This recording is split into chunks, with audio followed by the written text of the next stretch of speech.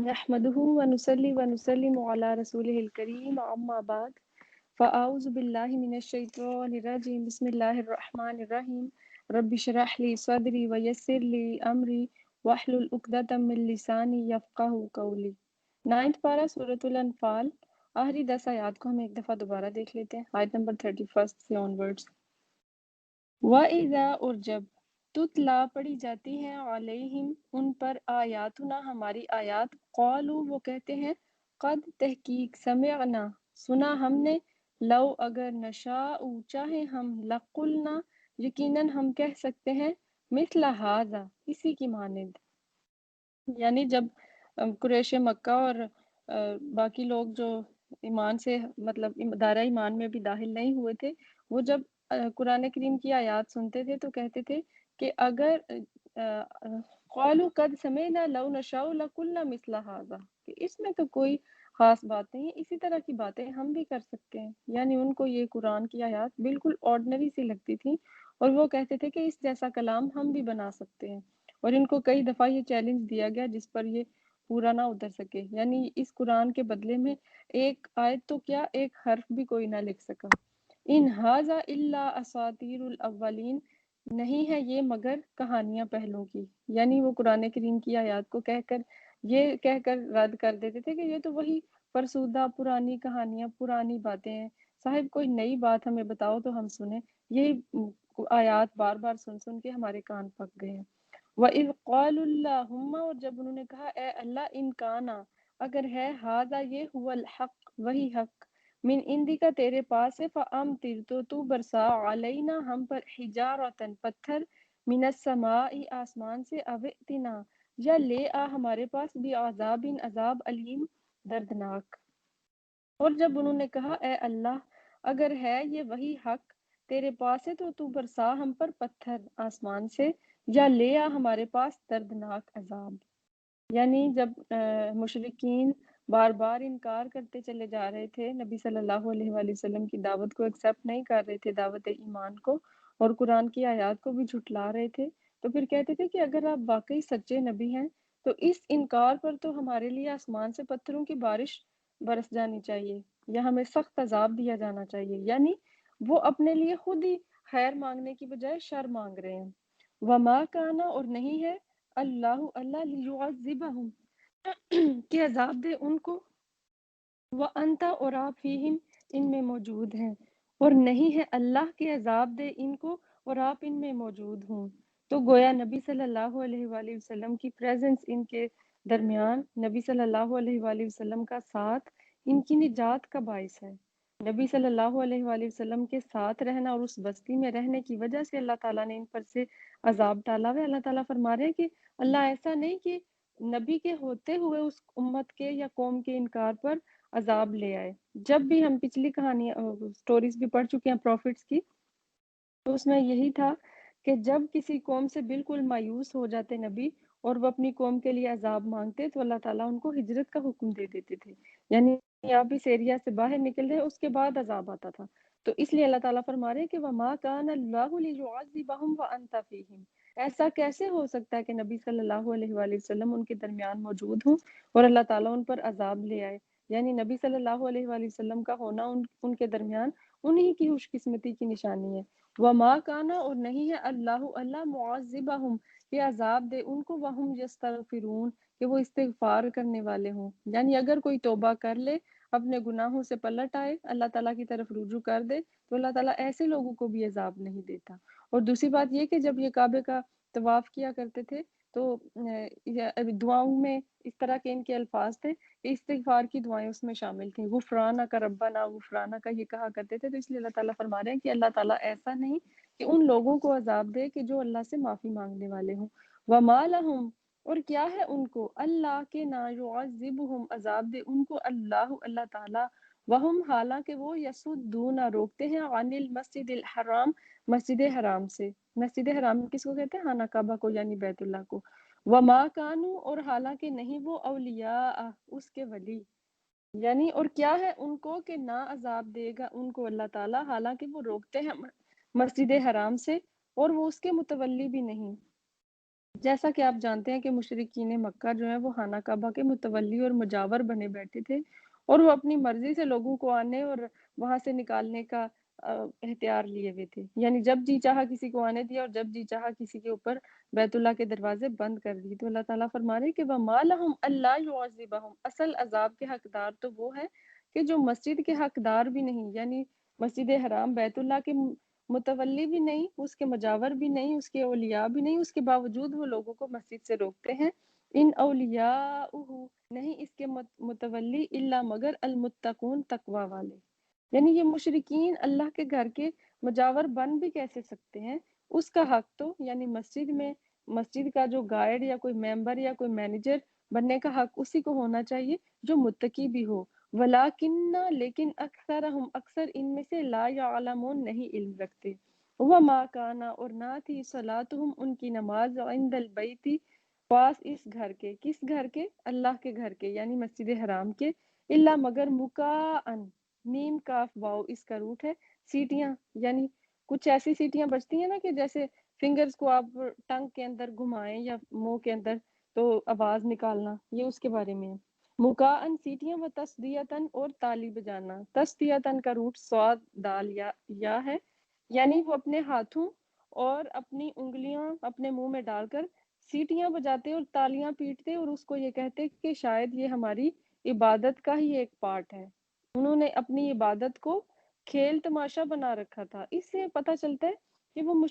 جو شرک کرنے والے لوگ ہوتے ہیں وہ کسی بھی دور میں ہوں، ان کی کیونکہ مت ماری جاتی، وہ عقل سے بالکل پیدل ہوتے ہیں، وہ سمجھداری سے کام نہیں لے رہے ہوتے، وہ کسی بھی چیز کو عبادت کا روپ دھار کر اس کو کرنے لگتے ہیں۔ اور آج بھی ہمارے ہاں ایسی چیزیں ملتی ہیں کہ کچھ لوگ یہ ڈانس کرنے کو اور دھمال ڈالنے کو اور ڈھول کی تال کے اوپر اپنے آپ کو گھماتے رہنا گول گول، اور وہ بس ایسے کہ جیسے کوئی چیز نہیں روٹیٹ ہو رہی ہوتی اس طرح کے، اور ہم نے اس چیز کو صوفیزم کا نام دے دیا کہ جب ایک صوفی اپنی اللہ تعالیٰ کی محبت میں اس سٹیج پر پہنچ جاتا ہے تو پھر وہ جھومنے لگتا ہے اور گھومنے لگتا ہے اور وہ بس دھمالیں ڈالتا ہے۔ تو دین میں ایسی کوئی بات نہیں ہے، یہ تو بلکہ مشرکین عرب کا طریقہ ہے کہ ان کی نماز کیا ہوتی تھی اللہ تعالیٰ کے گھر میں؟ سیٹیاں بجانا اور تالیاں پیٹنا۔ فذوقوا العذاب، بس چکھو عذاب، بما کنتم، بوجہ اس کے جو تھے تم تکفرون، انکار کرتے۔ ان الذین، بے شک وہ لوگ، کفروا جنہوں نے کفر کیا، ينفقون وہ خرچ کرتے ہیں، اموالہم اپنے مالوں کو، لیسدوا، صاد دال دال اس کا روٹ ہے، صد کہتے ہیں روک لینا، رکاوٹ ڈال دینا، تاکہ وہ روکیں عن سبیل اللہ، اللہ کے راستے سے۔ بے شک وہ لوگ جنہوں نے کفر کیا وہ خرچ کرتے ہیں اپنے مالوں کو تاکہ وہ روکیں اللہ کے راستے سے۔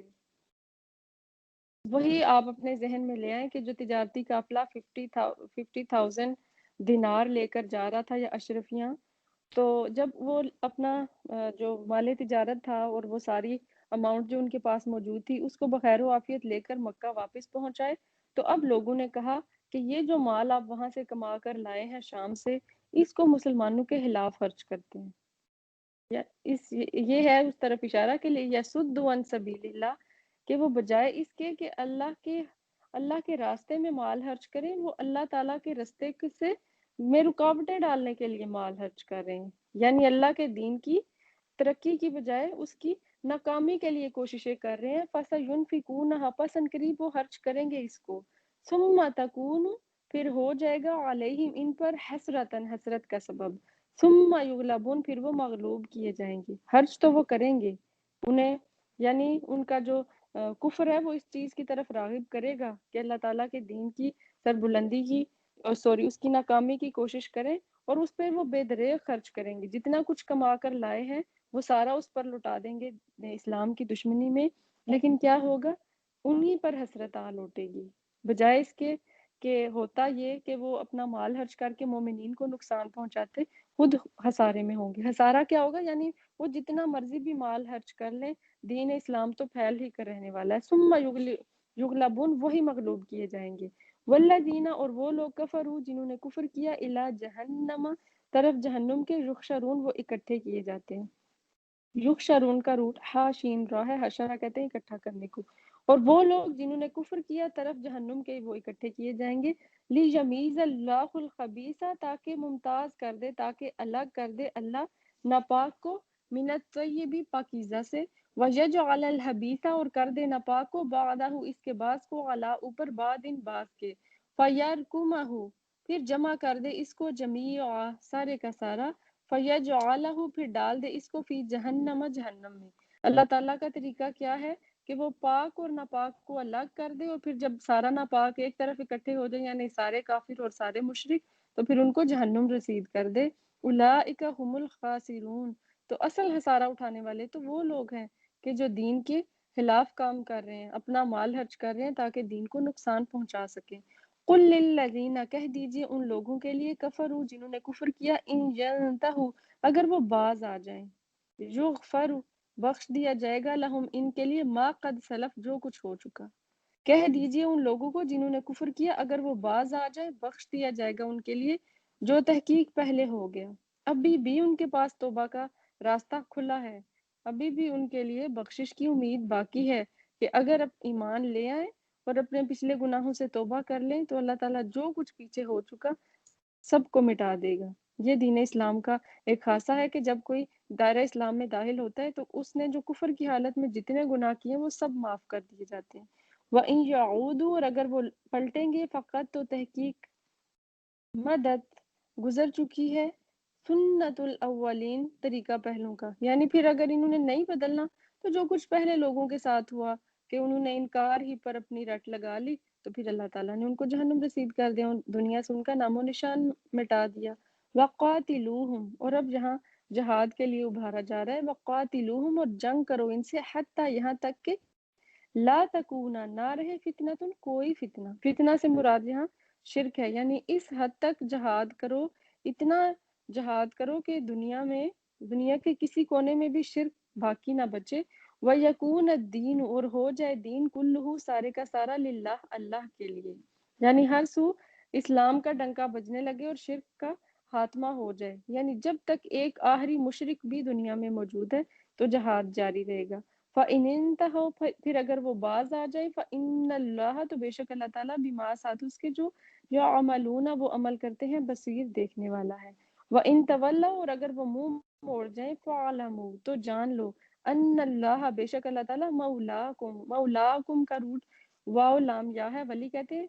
قریبی دوست کو، تو ان اللہ مولاکم بے شک اللہ تعالیٰ تمہارا مولا ہے، نعم المولا کتنا اچھا مولا ہے، کتنا اچھا دوست، کتنا اچھا مددگار ہے، ونعم النصیر اور کتنا ہی اچھا مددگار ہے، نعم المولا کتنا اچھا مولا ہے، ونعم النصیر اور کتنا اچھا مددگار ہے، یعنی اگر یہ اسلام کے خلاف 100 چالیں بھی چل لیں، اپنا سارا مال بھی خرچ کر لیں، لیکن مومنین کی مدد کے لیے تو صرف اللہ تعالیٰ ہی کافی ہے۔ 10th پارہ کی آیت نمبر 41 سے دیکھ لیتے ہیں۔ وَعَلَمُوا اور جان لو انما بے شک غنیمتم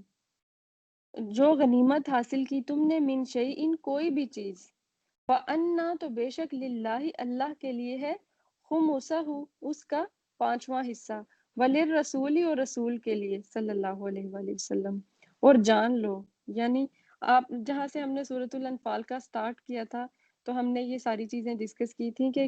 جو مال غنیمت ہے اس سے پہلی امتوں پر وہ حرام تھا۔ طریقہ یہ تھا کہ جو بھی مال غنیمت ان کو حاصل ہوتا وہ اس کو ایک جگہ پر جمع کر دیا کرتے تھے اور آسمان سے ایک آگ آتی اور اس کو جلا کے بسم کر دیتی، وہ وہیں ختم ہو جاتا، اس کو کوئی قوم استعمال نہ کر سکی۔ تو یہ امت محمدیہ پر اللہ تعالیٰ کا احسان تھا کہ مال غنیمت بھی ان کے لیے حلال کر دیا گیا۔ اور کیونکہ غزوہ بدر پہلی جنگ تھی جو کفر اور اسلام کی تھی اور اس میں ہی الحمدللہ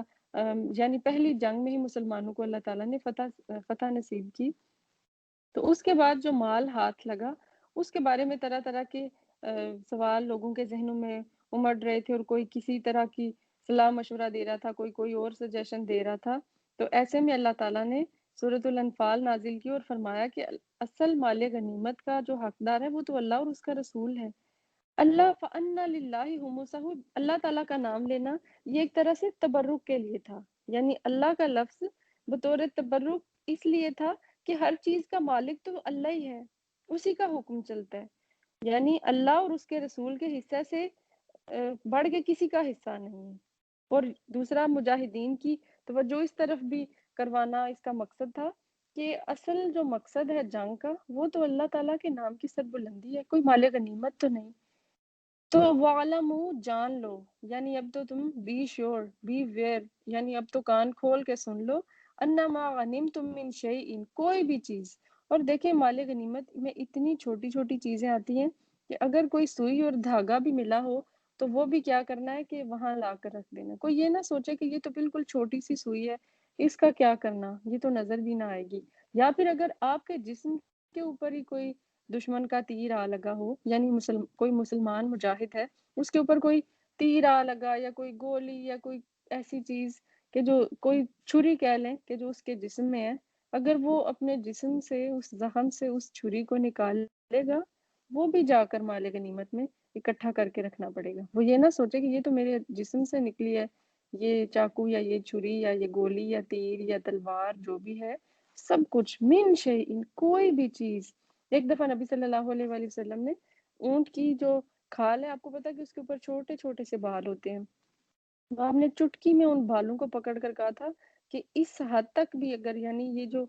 میری چٹکی میں ایک دو انگلیوں کے درمیان اونٹ کے کتنے بال آ گئے ہوں گے، یعنی اس حد تک بھی مال غنیمت میں نہ ہیر پھیر کرنے کی اجازت نہیں ہے۔ میں اس کا بھی مجاز نہیں ہوں، صرف اتنا کہ جو جس کا حصہ بنے۔ اور اس کے بارے میں تو سخت وعید ہے کہ جو مال غنیمت کا حصہ لے لے گا یا کوئی بھی امانت جو مسلمانوں کی ہے اس کو ہتھیا لے گا تو اس کا ٹھکانہ جہنم ہے۔ تو اس لیے فرما دیا گیا کہ فَأَنَّ لِلَّهِ خُمُسَهُ وَلِلرَّسُولِ، جو مال غنیمت حاصل ہوگا اس کو 5 حصوں میں ڈیوائیڈ کر دیا جائے گا، 4 حصے جائیں گے مجاہدین کی طرف، اور جو 5واں حصہ ہوگا خُمُسَهُ وَلِلرَّسُولِ وَلِذِي الْقُرْبَى وَالْيَتَامَى وَالْمَسَاكِينِ وَابْنِ السَّبِيلِ، تو جو اس کا 5واں حصہ ہے وہ رسول اللہ صلی اللہ علیہ وآلہ وسلم کے لیے اور رشتہ داروں کے لیے اور یتیموں اور مسکینوں کے لیے اور مسافروں کے لیے ہے۔ اور دیکھیں کہ حدیث میں آتا ہے کہ نبی صلی اللہ علیہ وآلہ وسلم نے فرمایا کہ وہ جو 5واں حصہ ہے وہ بھی میں مسلمانوں کی فلاح و بہبود پہ ہی خرچ کر دیتا ہوں۔ وہ بھی نبی صلی اللہ علیہ وآلہ وسلم کوئی سارا اپنی ذات پہ خرچ نہیں کرتے تھے، اور اگر دیکھا جائے تو نبی صلی اللہ علیہ وآلہ وسلم کا سورس آف انکم تو کوئی بھی نہیں تھا۔ آپ نے تو اپنی پوری لائف فوکس کی ہوئی تھی اسلام کی سربلندی کے لیے، تو کوئی آپ کا بزنس نہیں تھا، کوئی آپ کا کاروبار یا کوئی دکان نہیں یا کوئی ایسی چیز نہیں تھی کہ جہاں سے آپ کو جو اپنے دن گزارنے کے لیے یا روزی روٹی کے لیے کوئی چیز حاصل ہو سکے۔ اس لیے یہ نبی صلی اللہ علیہ وآلہ وسلم کا حق تھا کہ 5واں حصہ جو ہے وہ ان کو ملتا، اور پھر نبی صلی اللہ علیہ وآلہ وسلم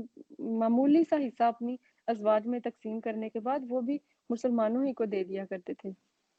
ان کن تم اگر ہو تم آمن تم ایمان لائے تم باللہ اللہ پر، وما انزلنا اور جو نازل کیا ہم نے اعلیٰ عبدنا اوپر اپنے بندے کے، اپنے بندے کے اوپر کیا نازل کیا؟ قرآن۔ ایک تو قرآن، اور دوسرا اگر جنگ بدر کے کانٹیکس میں دیکھا جائے تو فرشتے بھی اترے تھے مسلمانوں کی مدد کے لیے۔ یعنی اگر تم ایمان والے ہو تو اللہ پر اور جو نازل کیا ہم نے اپنے بندے پر۔ یوم الفرقان، یوم الفرقان کہتے ہیں غزوہ بدر کو، فرقان کا روٹ جو ہے وہ فار اور قاف سے فرق کرنا۔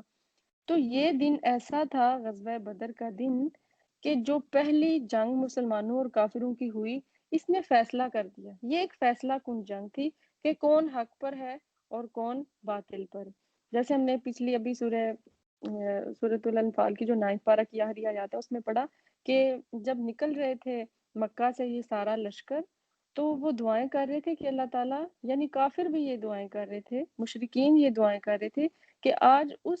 امت اس قوم کو فتح دینا، ان لوگوں کو کامیاب کرنا کہ جو حق پر ہے، اور پھر اللہ تعالیٰ نے حق کو حق کر کے دکھایا۔ اس لیے غزوہ بدر کو یوم الفرقان کہا جاتا ہے، یعنی یہ وہ فیصلے کا دن ہے کہ جس نے ثابت کر دیا کہ مسلمان حق پر ہیں۔ یوم التقى الجمعان، جس دن ملی تھی دو جماعتیں۔ کون سی جماعتیں؟ ایک جماعت مسلمانوں کی اور ایک کافروں کی۔ واللہ علی کل شیء قدیر، اور اللہ تعالیٰ ہر چیز پر قادر ہے۔ تو یہاں بتا دیا گیا، پہلے جب ہم نے سورۃ الانفال کا سٹارٹ دیکھا تو اس میں بس یہی بتایا گیا کہ مال غنیمت جو ہے وہ اللہ اور اس کے رسول کا ہے۔ اب اس کی جو مزید ڈیٹیلز ہیں اس کو کیسے ڈیوائیڈ کرنا ہے، اور پھر دیکھیں کہ مجاہدین میں سے بھی جو سواری والا ہوگا اس کا حصہ زیادہ ہوگا پیدل والے سے، یعنی جو اپنی سواری کے ساتھ گیا ہے۔ جیسے اگر ہم اپنی گاڑی پہ جائیں گے جنگ پر تو ہماری گاڑی کا پیٹرول بھی ضائع ہوگا، اس کی مینٹیننس کے لیے بھی ہمیں ایکسٹرا خرچے چاہیے ہوں گے۔ تو ظاہر ہے اس وقت اگر گھوڑے یا اونٹ وغیرہ تھے تو ان کے چارے کا بندوبست بھی مجاہد نے خود کرنا تھا. تو اس طرح وہ جو پیادہ تھے یعنی جو پیدل چل کر گئے ہوئے تھے اور جو سواری پر تھے ان سب کا حصہ مختلف تھا. اور پہلے سب سے اس کو 5 حصوں میں ڈیوائڈ کر دیا جاتا, پھر باقی 4 جو ہے وہ مجاہدین میں تقسیم کر دیے جاتے, اور دین 5واں نبی صلی اللہ علیہ وآلہ وسلم کا بھی ہوتا. اور اس میں بھی جیسے ہم نے ڈسکس کر لیا کہ نبی صلی اللہ علیہ وآلہ وسلم ذرا سا معمولی سا اس میں سے حصہ رکھتے اور باقی پھر مسلمانوں ہی پر حج کر دیتے. اذ انتم جب تھے تم بالعدوتی, عین دال واو اس کا روٹ ہے, کنارے پر تھے, الدنیا قریب کے. اچھا, دنیا کا ورڈ جیسے ہم پہلے بھی ذکر کر چکے ہیں کہ دنیا کا ورڈ دال نون واو سے نکلا ہے. دن ہم کہتے ہیں قریب کی چیز کو. ایک چیز ہے آخرت اور ایک چیز ہے دنیا. اب دنیا میں بھی ہم موجود ہیں,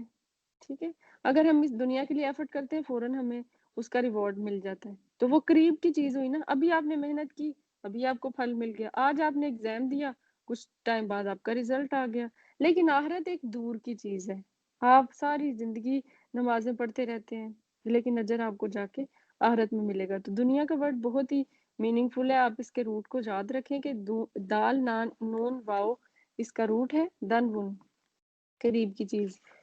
تو یہاں جو دن ون سے مراد ہے کہ انتم بالعدوۃ, دنیا کے تم قریب کے کنارے پر تھے, وہم بالعدوۃ القصویٰ, اور وہ تھے دور کے کنارے پر. قصویٰ کہتے ہیں دور کی چیز کو, جیسے آپ وہ ایک ورڈ یوز کرتے ہیں نا تجوید کے لیے, اقصائے حلق, اقصا کہتے ہیں دور کی چیز کو,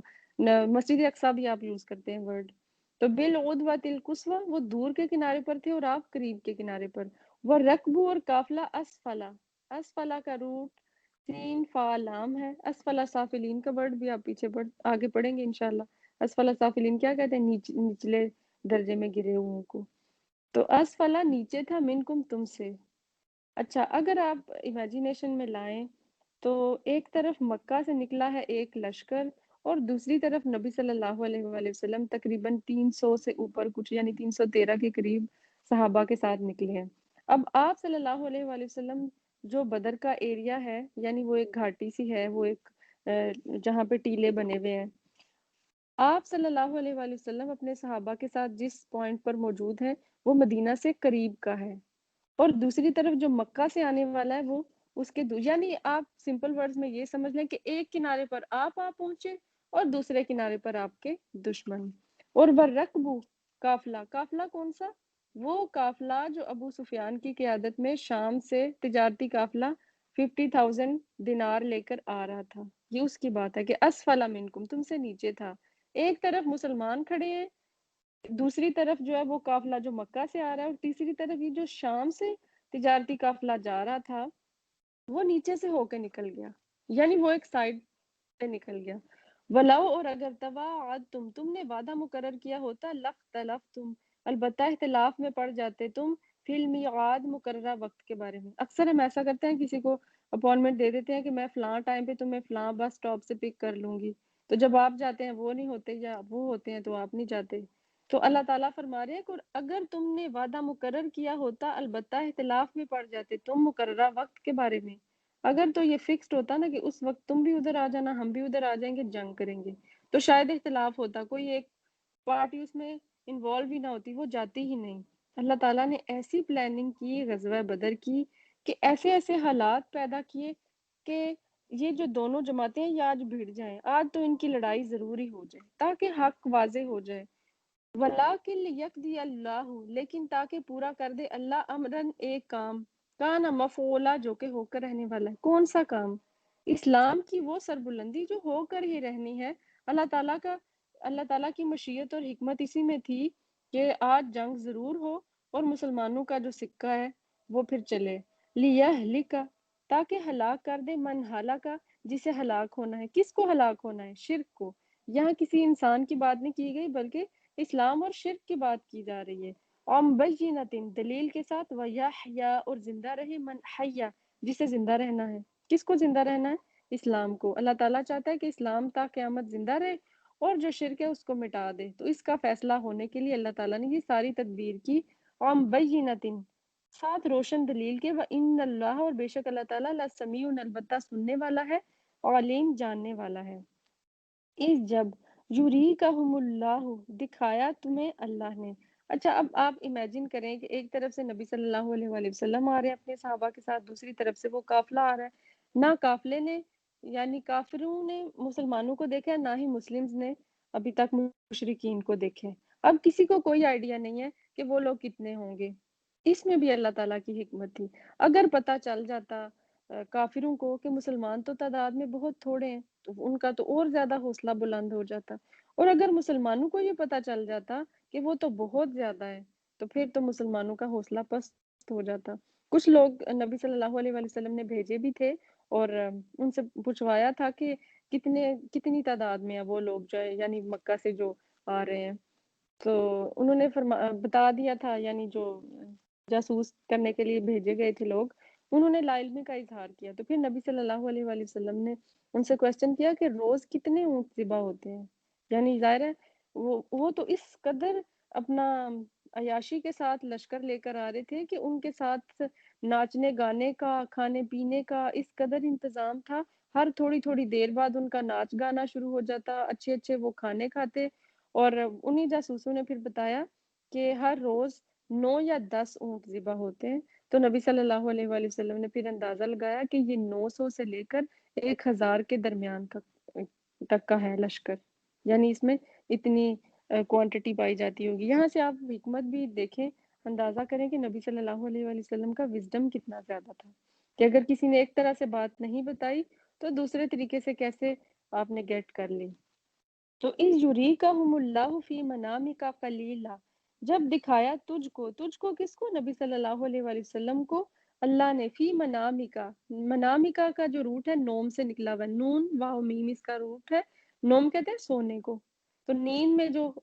آپ کو چیز نظر آئی تو وہ کیا ہوا؟ خواب۔ قلیلا، قاف لام لام اس کا روٹ ہے، قلیل کہتے ہیں تھوڑی چیز کو۔ جب دکھایا تجھ کو انہیں اللہ نے تمہارے خواب میں تھوڑا، تو نبی صلی اللہ علیہ وآلہ وسلم نے خواب دیکھا کہ جو مشرکین کا قافلہ آ رہا ہے وہ بہت تھوڑا سا ہے، اور جب یہ بات آپ نے اپنے صحابہ سے ڈسکس کی تو ان کے دل میں ذرا تسلی ہوئی، ان کو ذرا استقلال اور استقامت ملی کہ ہاں تھوڑے سے ہی لوگ ہیں، کوئی زیادہ مشکل بات نہیں ہے۔ اچھا اب کوئی یہ بھی یہاں پہ کرٹیسائز کر سکتا ہے کہ نبیوں کے خواب تو سچے ہوتے ہیں، تو پھر یہ کیا بات ہوئی کہ ان کو اللہ تعالیٰ نے تھوڑا دکھایا؟ تو بات یہ ہے کہ جتنی ان میں پاور تھی نا، جو ان کے شرک کی وجہ سے، وہ شرک ایک بہت ہی ہلکی پھلکی سی چیز ہوتی ہے، اس کا کوئی وزن نہیں ہوتا، جیسے تنکوں کا کوئی وزن نہیں ہوتا اسی طرح شرک کے اندر بھی کوئی وزن نہیں ہوتا۔ تو اللہ تعالیٰ نے جتنی ان کی کوانٹٹی تھی وہ نہیں بتائی نبی صلی اللہ علیہ وآلہ وسلم کو، جتنی ان میں کوالٹی تھی، جتنا ان کا حوصلہ تھا، شرک نے کیا طاقت ان کے دلوں میں دینی، کیا ان کو حوصلہ دینا تھا، تو جتنی ان کے اندر کرج تھی وہ دکھائی گئی ان کو، یعنی وہ بہت تھوڑی تھی۔ وَلَوْ اور اگر اراکہم دکھاتا تجھ کو انہیں کثیرن زیادہ، لفشلتم البتہ ہمت ہار جاتے تم۔ اگر نبی صلی اللہ علیہ وآلہ وسلم پہلے بتا دیتے صحابہ کو، یعنی اگر آپ کو خواب یہ نہ آتا کہ وہ تھوڑے لوگ ہیں، آپ زیادہ بتا دیتے تو صحابہ کس قدر ڈر جاتے۔ جنگ کرنا کوئی چھوٹی سی بات تو نہیں ہے، کسی سے لڑنا کوئی آسان چیز نہیں ہے، اور جب اگلے والا جس سے آپ لڑنے والے ہیں اس کے پاس اسلحہ بھی ہو، اس کے پاس سواریاں، کھانے پینے کا انتظام بھی ہو، اور آپ کے پاس کھانے پینے کے لیے بھی پورا نہیں ہے، پانی کے لیے، وضو کے لیے پانی بھی اویلیبل نہیں ہے، اور سواریاں بھی نہیں ہیں، کتنی تھوڑی سی سواریاں تھیں، تقریباً 8-9 تو ٹوٹل سواریاں تھیں، اور 70 کے قریب سواریاں تھیں جن کو تبدیل کر کر کے سارے جو مجاہد تھے وہ سواری کرتے تھے، دین کچھ لوگ چلتے تھے اور پھر کچھ سواری کرتے تھے۔ وَلَا تَنَازَعْتُمْ اور البتہ جھگڑنے لگتے تم فی الامر معاملے میں، وَلَٰكِنَّ اللَّهَ لیکن اللہ تعالیٰ نے سلامت رکھا، انہو بے شک وہ علیم جاننے والا ہے، بذات صدور سینوں کے بھید، جو تم لوگوں کے دلوں میں ہے۔ اصل میں انسان ظاہر پرست ہے، ہم اسباب کو دیکھ کے معاملہ کرتے ہیں، ہم تو دعائیں بھی اسباب کو دیکھ کے مانگتے ہیں، تو اللہ تعالیٰ فرما رہے ہیں کہ میں تمہارے سینوں کے بھید سے واقف ہوں، جو تمہارے دل میں تنگی ہے یا تمہارے دل میں گھبراہٹ ہے میں اس سے واقف ہوں، تو یہ تمہارے دل کی ڈھارس بندھانے کے لیے، تمہیں کرج اور حوصلہ دینے کے لیے یہ تھا کہ تمہیں وہ لوگ کم دکھائے گئے۔ وَإِذْ اور جب یُریکُمُوہُم وہ دکھا رہا تھا تمہیں ان کو، اِذِ التقیتم تم ملے ان کو، فی اعینکم ان تمہاری آنکھوں میں، قلیلا تھوڑا، وَیُقَلِّلُکم اور تم کو کم کر کے دکھا رہا تھا، فی اعینہم ان کی نگاہوں میں۔ یعنی دونوں ایک دوسرے کو جتنے تھے اتنے نظر نہیں آ رہے تھے۔ اصل میں بات یہ تھی کہ ایک طرف جو مسلمان تھے وہ اونچی جگہ پر تھے، اور مشرکین کا جو قافلہ تھا وہ نچلی جگہ پر تھا۔ اور آپ دیکھیں کہ اونچی جگہ پر آپ دیکھیں کوئی چیز تو وہ آپ کو صحیح سے نظر بھی نہیں آتی، تو وہ ایسے ہی لگ رہا ہوگا نا کافروں کو نیچے سے، مسلمانوں کو اوپر دیکھے کہ پتہ نہیں تھوڑے سے تو نظر آ رہے ہیں، ان کے پیچھے کتنے زیادہ ہوں گے۔ اور مزید یہ کہ نبی صلی اللہ علیہ وآلہ وسلم نے ان کی صف بندی خود کی تھی، ان کی کیو، ان کی لائنز آپ نے خود بنائی تھی اور سکوئر میں بنائی تھی،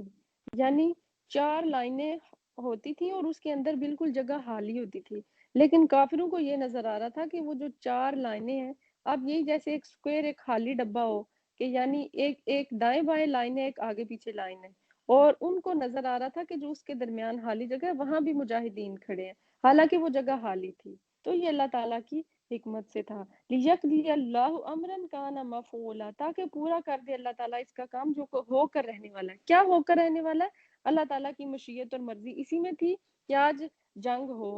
اور مسلمانوں اور کافروں کے اندر جو کافی عرصے سے ایک کھینچا تانی چلی آ رہی ہے کہ کون رائٹ ہے کون رونگ ہے، آج اس کا جو اسلام کا علم ہے وہ بلند ہو جائے۔ وَإِلَى اللَّهِ، اور اللہ ہی کی طرف ترجع الامور، لوٹائے جاتے ہیں سب معاملات۔ یا ایھا الذین آمنو، اے لوگو جو ایمان لائے ہو، اذا جب لقیتم ملو تم فئتن ایک گروہ کو، فثبتو تو جمے رہو۔ اچھا، پہلے تو وہ ساری چیزیں ہم نے ڈسکس کر لی مال غنیمت کے بارے میں، اور جو حکمت عملیاں تھیں کہ کس طرح سے نبی صلی اللہ علیہ وآلہ وسلم نے صف بندی کی اور کیسے سارے معاملات ہوئے۔ اب اللہ تعالیٰ انسٹرکشنز دے رہے ہیں مسلمز کو کہ اگر آپ کی جنگ ہو کافروں کے ساتھ تو کیا کوالٹیز ہیں جو آپ نے اپنے اندر پیدا کرنی ہے، کیا ڈیمانڈ ہے آپ سے، کیا ریکوائرمنٹ ہے کہ آپ کامیاب ہوں گے۔ لعلکم تفلحون کا آیت نمبر 45 کا اگر آپ اینڈ دیکھیں تو لعلکم تفلحون، تاکہ تم فلاح پا جاؤ۔ تو اگر تم نے کامیاب ہونا ہے کافروں کے ساتھ جنگ کر کے تو کیا کرنا ہے؟ فثبتو، تو جمے رہو۔ فثبتو کا ورڈ جو ہے وہ ثابتا سے ہے، ثابتا یعنی ثابت قدمی، جمے رہو استقامت کے ساتھ، مستقل مزاجی کے ساتھ، ڈٹے رہو، ہلنا نہیں، گھبرانا نہیں، بھاگنا نہیں۔ میدان جنگ سے بھاگنا تو بہت بڑا گناہ ہے، گناہ کبیرہ ہے۔ ایک چیز تو کامیابی کے لیے کیا ہے، حالات کیسے بھی ہوں، اسباب کیسے بھی ہوں، آپ کے پاس طاقت ہے نہیں ہے، آپ کے پاس اسلحہ ہے نہیں ہے، کچھ بھی ہے، آپ نے اللہ پر بھروسہ کرتے ہوئے ثابت قدم رہنا ہے، بس اللہ پہ بھروسہ کرنا ہے تو آپ کے قدم جم جائیں گے۔ دوسری کیا چیز ہے؟ وَاذْكُرُوا اللَّهَ كَثِيرًا، اور اللہ کو کثرت سے یاد کرو۔ جو کمزوریاں تمہارے اندر ہیں، اگر طاقت کی کمی ہے یا اسلحے کی کمی ہے یا کوئی اور تعداد میں کم ہو، تو اس چیز کو پورا کرو اللہ کے ذکر کی کثرت کے ساتھ۔ اللہ کا جتنا زیادہ ذکر کرو گے اتنا تمہارے اندر بھروسہ اور توکل آئے گا، اور اتنی ہی اللہ تعالیٰ کی مدد آئے گی۔ یعنی اللہ تعالیٰ کو پکارو۔ اور دیکھیں کہ غزوہ بدر کی اگر آپ بہت زیادہ ڈیٹیلز میں جانے کا ہمارے پاس ٹائم نہیں ہے، اگر ہم دیکھیں تو ایک ایک جو سارے دن کی ڈیٹیل ہے اس میں ہمیں بکس میں پتہ چلتی ہیں، جو ہے حدیث کی بکس، اس میں آتا ہے کہ نبی صلی اللہ علیہ وآلہ وسلم اس قدر آزاری کے ساتھ اور اس قدر خشوع کے ساتھ دعائیں مانگ رہے تھے۔ آپ کا تہبند تھا اور آپ کے کاندھوں پر چادر لٹکی ہوئی تھی، اور نبی صلی اللہ علیہ وآلہ وسلم اس وقت جب کہ دونوں جماعتیں ایک دوسرے کے آمنے سامنے آ گئی تھیں، یعنی آپ یہ سمجھ لیں کہ بس اب جنگ بالکل سٹارٹ ہونے ہی والی تھی، اور آپ صلی اللہ علیہ وآلہ وسلم اس قدر رو رو کر دعائیں مانگ رہے تھے، اور وہ جو چادر ہے وہ آپ کے کندھوں سے نیچے گر گئی تھی، اور حضرت ابوبکر صدیق آئے اور انہوں نے وہ چادر اٹھائی اور آپ کے کندھوں پر ڈالی، اور آپ صلی اللہ علیہ وآلہ وسلم سے فرمایا کہ یا رسول اللہ بس اللہ تعالیٰ اب آپ کی فریاد کو ضرور سنے گا۔ اور نبی صلی اللہ علیہ وآلہ وسلم یہ کہتے جا رہے تھے کہ اللہ تعالیٰ اگر آج یہ جماعت، یعنی مسلم کتنے تھوڑے تھے 313، اور دوسری طرف آپ 1000 کا لشکر دیکھیں، کہ اگر آج یہ جماعت نہ رہی، یعنی یہ ماری گئی ان کے ہاتھوں، تو پھر قیامت تک تیرا نام لینے والا کوئی نہ ہوگا۔ وہ 313 لوگ تھے کہ جنہوں نے جنگ لڑی، اور آج ہمارے پاس الحمدللہ قرآن اور حدیث اور ایک پورا کوڈ آف کنڈکٹ اسلام کی صورت میں موجود ہے۔ اگر انہوں نے اپنی جان ہتھیلی پر رکھ کر، یہ بالکل ایسا تھا کہ خودکشی کرنے کے مترادف تھا غزوہ بدر میں جانا۔ اور پھر دیکھیں کہ ایک دفعہ حضرت جبریل نے نبی صلی اللہ علیہ وآلہ وسلم سے پوچھا کہ جو بدری صحابہ ہیں، یعنی وہ صحابہ کے جنہوں نے غزوہ بدر میں حصہ لیا تھا، آپ ان کے بارے میں کیا سمجھتے ہیں؟ تو نبی صلی اللہ علیہ وآلہ وسلم نے فرمایا کہ وہ تو اشرف المسلمین ہے، وہ تو افضل المسلمین ہے، وہ تو سب سے افضل اور سب سے اشرف، وہ تو گریٹ مسلمز ہیں۔ تو نبی حضرت جبریل نے فرمایا کہ وہ فرشتے کے جو جنگ بدر میں آئے تھے، میدان بدر میں آئے تھے، ہمارے ہاں بھی جو بدری فرشتے ہیں وہ سب سے اعلیٰ فرشتے کنسیڈر کیے جاتے ہیں۔ یعنی یہ کوئی بدر عام چیز نہیں تھی، یہ حق و باطل میں فرق کرنے والی چیز بھی تھی اور بلند کو بلند تر کرنے والی تھی۔ وہ فرشتے کے جو ان کی مدد کے لیے آئے وہ فرشتوں میں اعلیٰ مقام پا گئے، اور وہ انسان جو بدر میں لڑ رہے تھے وہ انسانیت میں اعلیٰ مقام پا گئے۔ اور وہ دن یوم الفرقان کہلایا، فرق کرنے والا دن، اور اس دن سے مسلمانوں کا جو پھر جھنڈا ہے وہ اور زیادہ لہرانے لگا۔ اور وہی وہ دن تھا کہ جب بہت زیادہ منافقین تھے، انہوں نے بھی اسلام کا دعویٰ کر لیا تھا۔ یعنی مسلمانوں کی بڑھتی ہوئی طاقت کو دیکھ کر کسی مصلحت کے تحت، یا کسی عبداللہ بن ابی جو منافقین کا سردار ہے، اس نے بھی اسی دن اسلام کا دعویٰ کر لیا تھا کہ آج میں بھی مسلم ہو گیا ہوں۔ تو یہاں ہمیں اللہ تعالیٰ فرما رہے ہیں کہ یا ایھا الذین آمنوا اذا لقیتم فئۃ فاثبتوا واذکروا اللہ کثیرا۔ معاملہ کوئی بھی ہو، جنگ کا ہو یا پھر عام تمہارے دنیاوی مسائل کا، تو اللہ کے ذکر کو کثرت سے کرو گے، لعلکم تفلحون، تو تمہاری فلاح اسی میں چھپی ہوئی ہے۔ وآخر دعوانا ان الحمد للہ رب العالمین۔